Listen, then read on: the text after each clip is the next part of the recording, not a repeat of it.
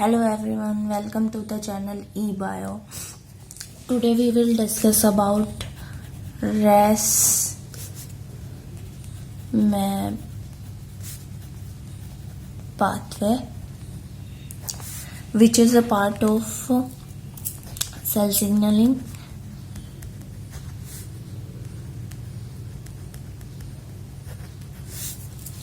So in RAS map pathway, it is a part of RTK signaling, RTK cell signaling, which is receptor, tyrosine kinase. So in RTK cell signaling pathway, RAS map pathway क्या करता है, हमारे पास ये plasma membrane होती है. This is extra cellular membrane, extra cellular membrane.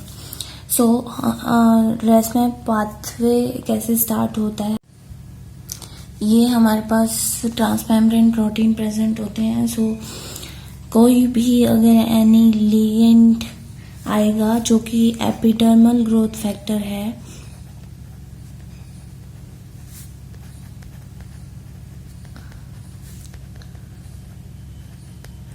वो आके bind करेगा तो ये डायमराइज हो जाएंगे. डायमराइज कैसे होंगे, ये लाइक दैट. यहाँ पे लाइगेंड आके बाइंड कर गया, तो लाइगेंड आके बाइंड करेगा तो ये क्या करेंगे, यहाँ पे जो टायरोसिन प्रेजेंट होता है वो खुद को फॉस्फोराइलेट कर लेता है. Phosphorylation of tyrosine kinase. Tyrosine की फॉस्फोराइलेशन के बाद क्या होता है, यहाँ पे SH2 डोमेन प्रेजेंट होते हैं, SH3 डोमेन प्रेजेंट होते हैं. ये SH2 domain and SH3 domain क्या करते हैं,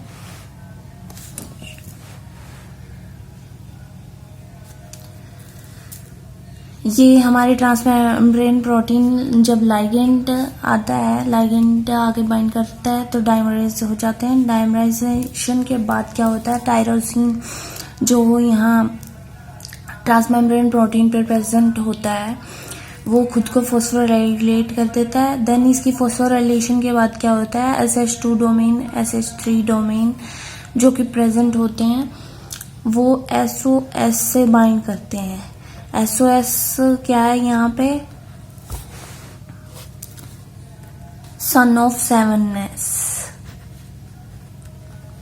सेवननेस, ठीक है, जो कि GRB को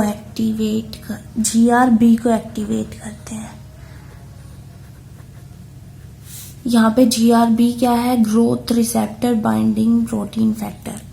ठीक है, you can note that GRB is growth receptor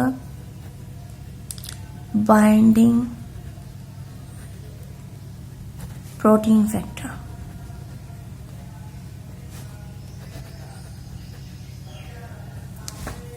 ठीक है,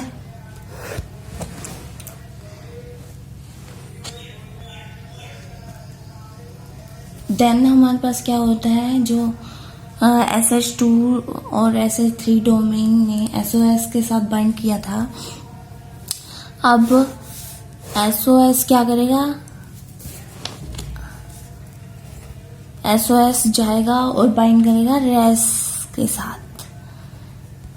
RAS जो कि हमारी प्लाज्मा मेम्ब्रेन पे प्रेजेंट होता है, मोनोमरिक G प्रोटीन है, मोनोमरिक G प्रोटीन है ये.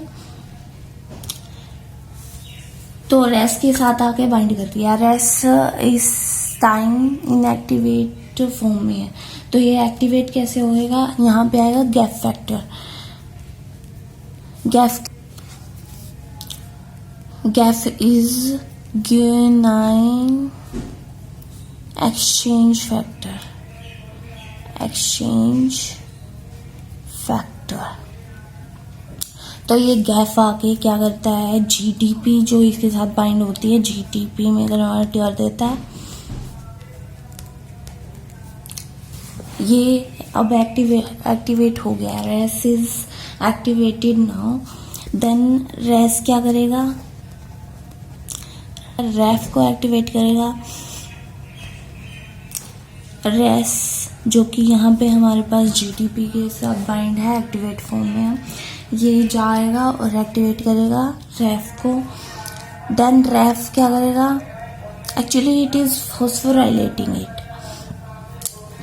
देन रेफ क्या करेगा, मैक को एक्टिवेट करेगा, और हम कह सकते हैं मैप काइनेज को एक्टिवेट करेगा, और रेफ को हम कह सकते हैं also known as MAP kinase. Okay, then MEK क्या करेगा, मैप एक्टिवेट करेगा ERK को एक्टिवेट करेगा।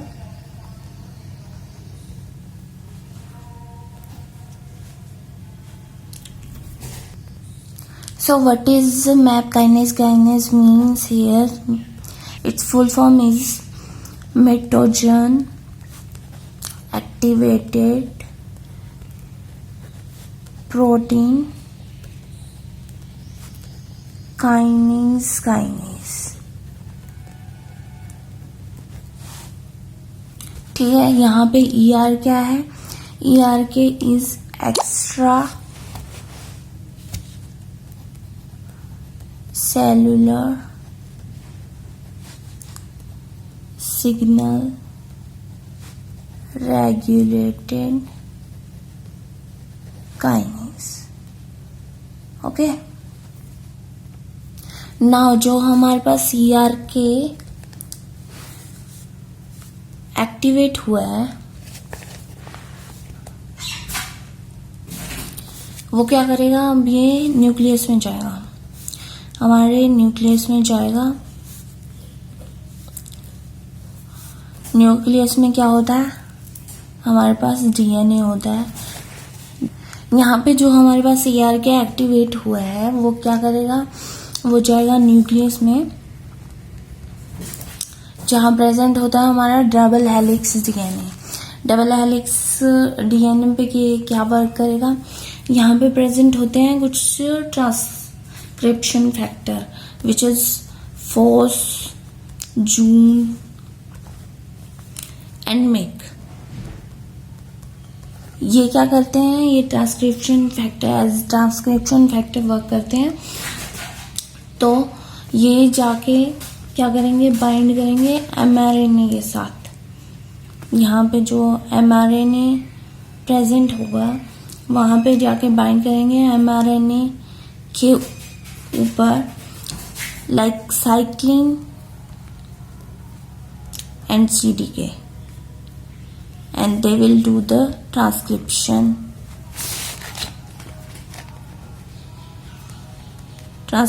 process।